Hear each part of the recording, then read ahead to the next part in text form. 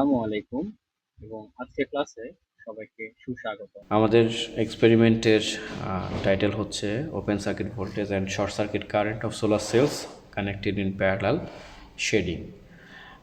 আমরা এই এক্সপেরিমেন্টের আন্ডারে তিনটা অবজেক্টিভ দেখতে পাচ্ছি। To measure the open circuit voltage of solar cells connected in parallel, to measure the short circuit current of solar cells connected in parallel, to measure the open circuit voltage and short circuit current of solar cells connected in parallel with shading. আমরা এখানে open circuit voltage measure করব, short circuit current measure করব। সবই আসলে parallel থাকা অবস্থায় solar সেলগুলো parallelly connect করলে কীভাবে ওপেন সার্কিট ভোল্টেজ এবং শর্ট সার্কিট কারেন্টগুলো পরিবর্তন হয় এটা আমরা দেখার চেষ্টা করব। এবং সাথে সাথে এই প্যারালাল থাকা অবস্থায় কোনো একটা সোলার সেল যদি আমরা শেড করে দিই তাহলে আমাদের কি পরিবর্তন হতে পারে ওপেন সার্কিট ভোল্টেজ এবং শর্ট সার্কিট কারেন্টের মাধ্যমে সেগুলি আমরা অ্যানালাইসিস করব বা আমরা ভ্যালুগুলো দেখে সিদ্ধান্তে আসব। তো এই এক্সপেরিমেন্টটা করার জন্য আমার গতবার যে এক্সপেরিমেন্টাল সেট আপ প্রয়োজন ছিল সেগুলি আমরা আজকে দেখব। আমরা আমাদের মেজারমেন্ট ইকুইপমেন্ট যেটা আমরা বলেছি যেটার মাধ্যমে আমরা ভোল্টেজ এবং কারেন্ট মেজার করব, এবং আমাদের সোলার সেল এবং আমাদের লাইট সোর্স যেটা 180 ডিগ্রিতে রাখা হচ্ছে সোলার সেলের উপরে, এবং লাইট সোর্সকে অন করার জন্য বা চালানোর জন্য আমাদের এখানে ডিসি পাওয়ার সোর্স আমরা এখানে ব্যবহার করছি। আমরা এক্সপেরিমেন্টে চলে যাই। আমরা প্রথম অবজেক্টিভটা ফুলফিল করার জন্য আমরা প্রথমে যেটা করব সেটা হচ্ছে আমরা প্রত্যেকটা সোলার সেলের ওপেন সার্কিট ভোল্টেজ এবং শর্ট সার্কিট কারেন্ট আগে মেজার করে নিব। তারপর আমরা দুইটা সোলার সেলের শর্ট সার্কিট কারেন্ট এবং ওপেন সার্কিট ভোল্টেজ মেজার করবো প্যারালাল কানেকশনের মাধ্যমে। তিনটাকে প্যারালাল করলে, চারটাকে প্যারালাল করলে আমরা ওই দুইটা প্যারামিটারগুলো বের করে নিব আর কি। তো আমাদের প্রথমে আমরা যেটা করণীয় সেটা সিঙ্গেল সোলার সেলের ক্ষেত্রে আমরা ভোল্টেজ এবং কারেন্টের মানটা আগে মেজার করে নিই। আমরা ভোল্টেজ এবং কারেন্টের মানটা মেজার করার জন্য আমরা প্রতিটা সোলার সেলের সাথে শুধুমাত্র নেগেটিভের সাথে কানেক্টেড যে ওয়্যারটা সেটা কমন পয়েন্টে কানেক্ট করব, এবং পজিটিভের সাথে কানেক্টেড যে ওয়্যারটা সেটা আমরা ভোল্ট পর ওখানে রাখবো।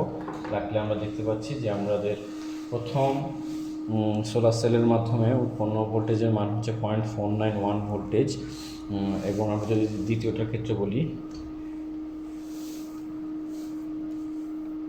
দ্বিতীয় সোলার সেলের ক্ষেত্রে আমাদের উৎপন্ন ভোল্টেজের মান 0.532 ভোল্টেজ। তিন নম্বরটার ক্ষেত্রে 0.535 ভোল্টেজ আমরা পাচ্ছি, এবং চার নম্বরটার ক্ষেত্রে সবই আসলে আমাদের ওপেন সার্কিট ভোল্টেজ 0.484।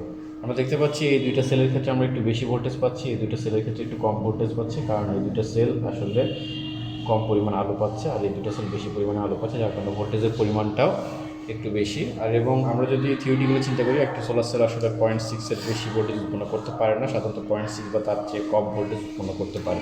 আমরা আমাদের ওই রেঞ্জের মধ্যে আছি। আমরা এখন কারেন্টের ভ্যালুগুলো একটু দেখে নিব। কারেন্টের ভ্যালু দেখার জন্য আমরা আমাদের পয়েন্টটাকে আবার সিঙ্গেল সোলার সেল 1-এ নিয়ে আসলাম, এবং কমন পয়েন্টটা কমনের জায়গায় শুধুমাত্র পজিটিভ পয়েন্টটা আমরা মিলি অ্যাম্পিয়ারে কানেক্ট করলাম। মিলি অ্যাম্পিয়ারে কানেক্ট করে আমরা দেখতে পাচ্ছি এখানে সিলেক্টরটা সিলেক্ট করে নিলাম, এবং দেখতে পাবো প্রথম সোলার সেল যেটা সেটা কারেন্টের পরিমাণটা 67 মিলি অ্যাম্পিয়ার, খুবই কম, 67 মিলি অ্যাম্পিয়ার উৎপন্ন করছে। আমরা সেকেন্ডটার ক্ষেত্রে মেজার করে দেখি। সেকেন্ডের ক্ষেত্রে প্রায় 225 মিলি অ্যাম্পিয়ারের মতো কারেন্ট উৎপন্ন করছে। থার্ড সোলার সেলের ক্ষেত্রে 232 মিলি অ্যাম্পিয়ারের মতো, প্রায় কাছাকাছি। এবং 4 নম্বর সোলার সেলের ক্ষেত্রে 54, অনলি 54.5 মিলি অ্যাম্পিয়ার। তার মানে আসলেই ইন্টেন্সিটি, লাইটের ইন্টেন্সিটি এই দুটোর মধ্যে কম পড়ার কারণে আমাদের কারেন্টের মানটাও কম, ভোল্টেজের মানটাও কম। এই দুটোর মধ্যে বেশি পড়ার কারণে কারেন্টের এবং ভোল্টেজের মান দুটোই হচ্ছে সমান। এখন আমরা প্যারালাল কানেকশন দিব। প্যারালাল কানেকশন দেওয়ার মাধ্যমে আসলে দেখব যে আমাদের ভোল্টেজ এবং কারেন্টের ভ্যালুগুলো কীভাবে পরিবর্তন হচ্ছে। তো আমরা প্রথমে এই দুইটা সোলার সেলকে সোলার সেল 1 এবং সোলার সেল 2কে আমরা প্যারালালি কানেক্ট করবো। প্যারালালি কানেকশন করাটা খুবই ইজি।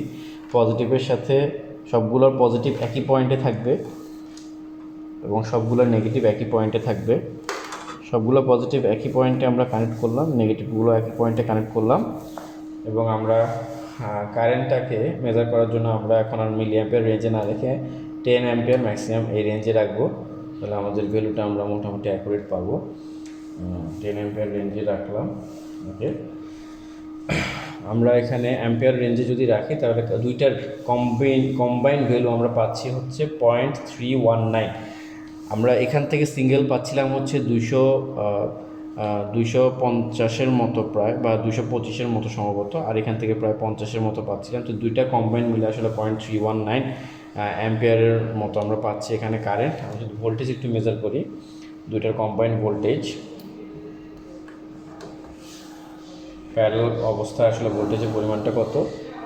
প্যারালাল অবস্থায় ভোল্টেজের পরিমাণটা আমরা দেখতে পাচ্ছি 0.516 ভোল্ট। দুইটাই প্যারালালে রাখা হয়েছে, ভোল্টেজের পরিমাণ 0.516 ভোল্ট। যদিও প্যারালালে এই ভোল্টেজটা 0.48-এর মতো ছিল আর এটা 0.5-এর মতো ছিল, তো দুটো কম্বাইনে 0.516 ভোল্ট আমরা পাচ্ছি।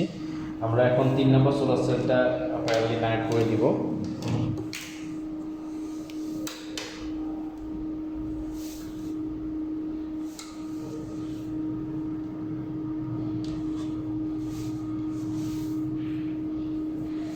নাম্বারটা কানেক্টেড হয়ে গিয়েছে। ভোল্টেজের মান আমরা আগের মতোই পাচ্ছি 0.521। আমি যদি কারেন্টটা একটু ভ্যালু চেক করতে চাই, তিনটার প্যারালালি কম্বাইন্ড কারেন্টের মানটা কত, এবং দেখতে পাচ্ছি কারেন্টের মানটা আগের চেয়ে অনেক বেড়ে গিয়েছে। দ্যাট মিনস এই তিনটা প্রডিউসড যে কারেন্ট, সেই তিনটা কারেন্ট আসলে যোগ হয়ে গিয়েছে 0.570-এর মতো। আমরা সিঙ্গেল মেজার করার পরে যে ভ্যালুগুলো পেয়েছিলাম সেই ভ্যালুগুলো যদি যোগ করি তাহলে মোটামুটি এটার মতোই পাবো। আমরা এখন চারটা কম্বাইন করে দেখি ভ্যালুটা কীরকম পরিবর্তন হয়। নেগেটিভের সাথে নেগেটিভ ওয়্যার, পজিটিভের সাথে পজিটিভ ওয়্যার। কারেন্টের মানটা আমরা দেখতে পাচ্ছি আগের তুলনায় আরেকটু বেড়ে গিয়েছে 0.623 অ্যাম্পিয়ার। 0.623 অ্যাম্পিয়ার, যেটা কিনা সিঙ্গেল চারটা সোলার সেল যদি আমরা কম্বাইন করি তাহলে যে ভ্যালুটা মানে পাবো সেই ভ্যালুটাই আসলে এখানে দেখাচ্ছে। আর আমরা ভোল্টেজের ভ্যালুটা একটু দেখি, ভোল্টেজটা কেমন।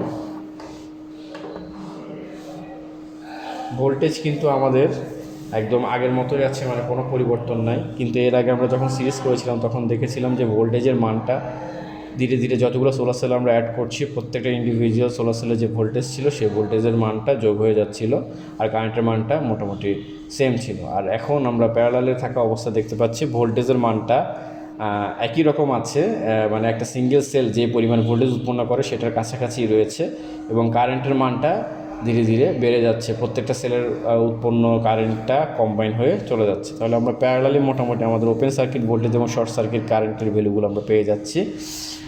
আমাদের সেকেন্ড এবং ফার্স্ট অবজেক্টিভ দুইটাই শেষ। এখন থার্ড অবজেক্টিভ হচ্ছে আমরা এখানে একটা সোলার সেলকে শেডেড রাখা অবস্থায় দেখব যে আসলে কারেন্ট এবং ভোল্টেজের মানটা কীভাবে চেঞ্জ হয়। আমরা এর আগেও সিরিজে থাকা অবস্থায় শেড করেছি, এখন শেড করব। আমরা 25% শেড করে দেখি। দ্যাট মিনস 75% আমাদের লাইট সেন্সিং এরিয়া এখন আছে। আমরা 25% শেড করে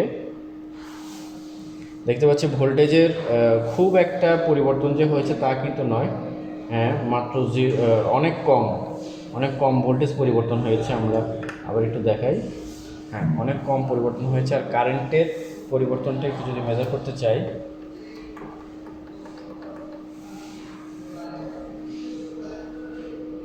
কারেন্টের ভ্যালু কিন্তু আমার অল্প পরিমাণ কমে গিয়েছে। আগে 0.6-এর ঘরে ছিল, এখন 0.5-এর ঘরে নেমে এসেছে।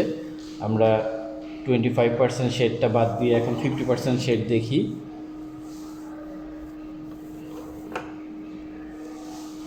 দেখতে পাচ্ছি কারেন্টের ভ্যালুটা অনেক কমে গিয়েছে, প্রায় 0.1 অ্যাম্পিয়ারের মতো কমে গিয়েছে। আমরা যদি 75% দেখি,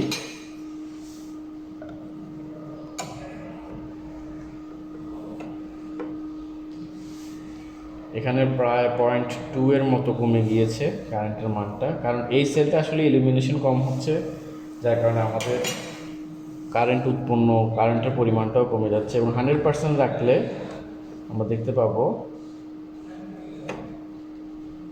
100% যদি রাখা হয় শেডেড এরিয়া, তাহলে আমাদের কম্বাইন ভ্যালু থেকে আমরা প্রায় 200-250 মিলি অ্যাম্পিয়ারের মতো কম পাচ্ছি, কারণ ওই ভ্যালুটা আসলে এই সোলার সেল উৎপন্ন করতে।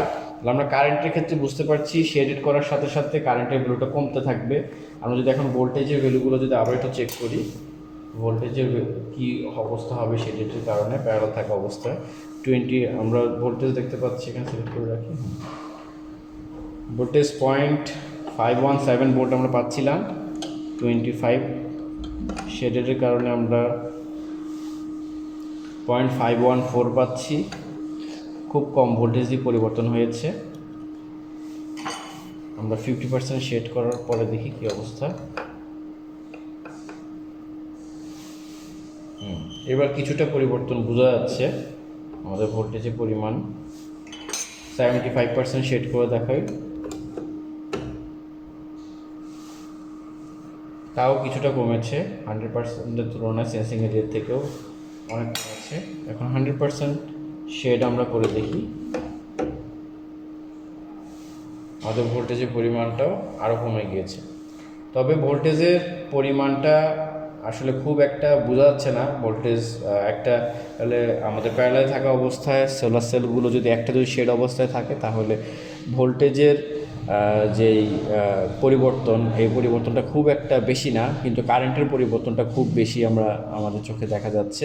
তো এই হচ্ছে আমাদের প্যারালাল কানেকশন থাকা অবস্থায় আমাদের শেডিং থাকা অবস্থা, ওপেন সার্কিট ভোল্টেজ এবং শর্ট সার্কিট কারেন্টের তুলনা। আমরা এর থেকে বুঝতে পারছি যে আমাদের প্যারালাল থাকা অবস্থায় যত সেলই প্যারালাল থাকুক না কেন, ভোল্টেজে তেমন একটা পরিবর্তন হবে না, বা আমরা ভোল্টেজ মোটামুটি সেম পাবো, কিন্তু আমাদের কারেন্টের ভ্যালু যেটা, সেই ভ্যালুটা আসলে অনেক কমে যাবে।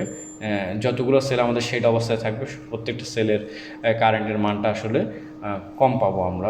ওই কম্বাইন ভ্যালুটা হচ্ছে যে ওই যেগুলি শেডের অবস্থায় আছে সেগুলি থেকে বাদ চলে যাবে আর কি। তো আজকের ল্যাবটা এই পর্যন্তই। Thank you everyone. আগামী ক্লাসে অন্য আরেকটা ল্যাব নিয়ে আমরা সামনে আসবো। আসসালামু আলাইকুম।